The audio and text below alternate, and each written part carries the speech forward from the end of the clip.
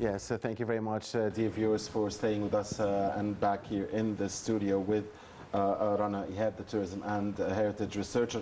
Now, Rana, of course, tourism in Egypt, which is very important to the economy, a big source of foreign currency, depends on foreign tourism and on domestic tourism, and they are both vibrant and lively, and each has its own specific type of investment, but of course there is a big interconnection between them. Can you talk to us about those two big guns, the foreign and the domestic tourism sectors, and the investment and the potential for greater investments in the future in this key industry? When we are talking about the tourism in general, for sure it's divided for two parts.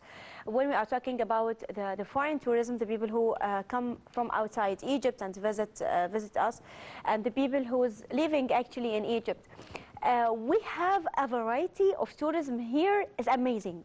So the tourist himself, the kind of tourism he preferred, he will find here. So for example, here nowadays in summer, we prefer to going to the seas and see the beaches and all of this. And actually the domestic tourism prefer different things from the foreign tourism preferred. So you will find the youth in domestic tourism, the Egyptians people in general, they prefer to going to the most calm places, like the Ihab, like traveling to Siwa, for example, traveling to the places have a different vibes, because we have a lot of people actually working in Sharm el-Sheikh and Hurghada, so the not favorite destination in the domestic one. And festivals of Eid, as we are talking about the gathering together, so you will find the people prefer to going to their homeland, to their villages in general. So the foreign tourism preferred nowadays to going to Sharm el-Sheikh and Hurghada and going to the north coast in general. So all of these, the preferred, two kinds of preferred tourism for each of them. So, and we have amazing place now in Egypt, which is New Alamein, and you will find the mix between the heritage and the culture, and you will find the mix of a great technology. Great technology, like we called New Alamein, is the new fourth generation city. So everything here was kind of mixed, because when we are talking about tourism, the foreign people thought we are talking about also only the pyramids and the desert of Egypt and this, but this is not true, because we have all kinds of tourism, and we have the new one, the most technological one in Africa, in the Middle East in general. So you will enjoy it. What is your preferred when you want to go, when you want to invest your vacation, when you invest your money? If you are a business man or a businesswoman, and you need actually to go to make a business here in Egypt, I want to tell you that if you want to do this kind, experts thought that by the end of this month, Egypt will have around 15 million tourists will visit Egypt. So we are talking about the domestic tourism, and we are talking about the foreign tourism, and we are talking about investing and the tourism. And if you want to doing your own business here, actually this is a great environment you can do now in Egypt. Everything was more facilitated than other years.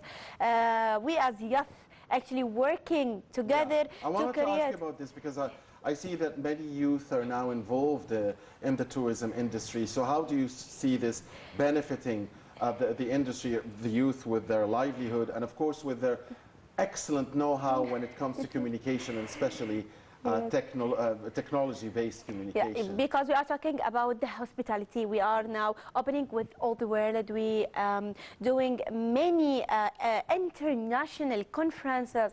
So the youth taking the right experience, especially when we are talking about hospitality, how we connect with the others. So this add to the Egyptian youth in general, how they can do things in the right way. They are thinking in development by a great way. The mindset is completely different now.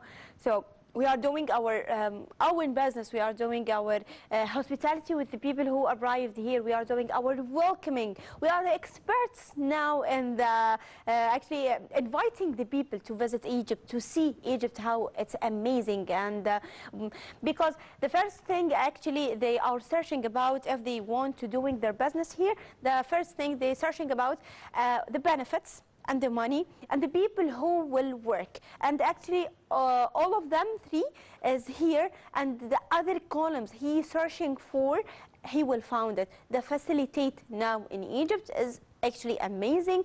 Anything you can do, it will be end easily, but you can start with this step actually. A very important point indeed that you mentioned, Rana. And another important point, I believe, is the fact that whenever you invest in tourism, you are helping the development of the surrounding communities around the geographical place where you invested.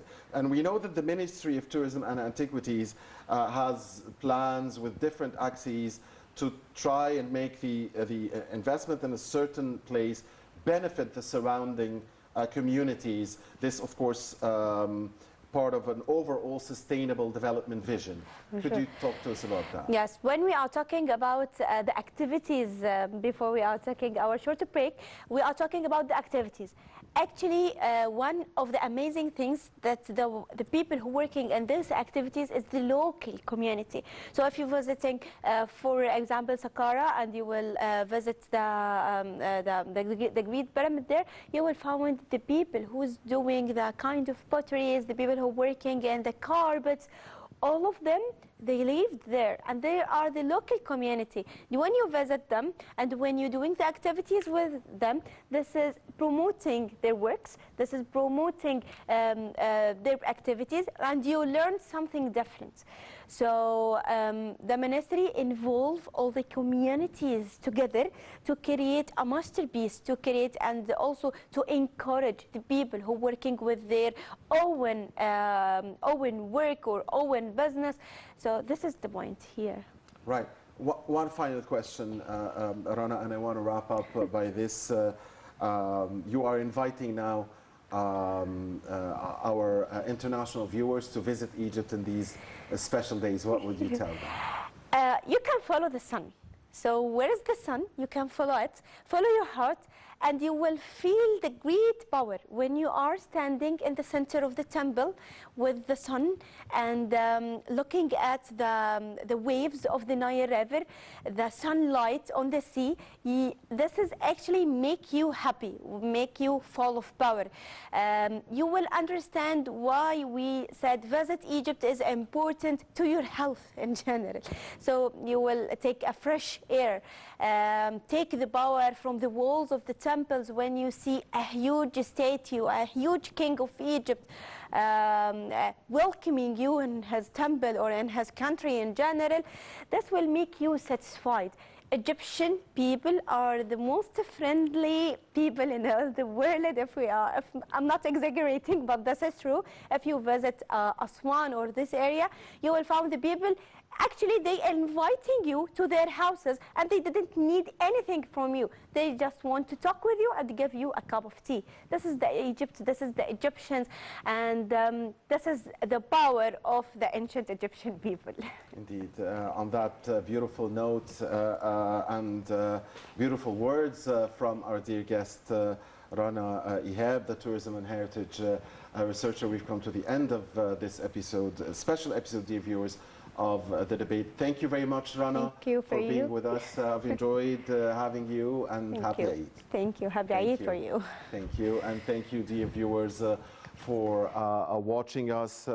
Next week, inshallah, my dear colleague Tariq Hussein will be back here in her seat. Many thanks to Director Akram Bishara and everybody here at the our Nile TV International studios. Many thanks to you, dear viewers, for watching us wherever you are. Happy Eid al-Adha, or happy Feast of the Sacrifice.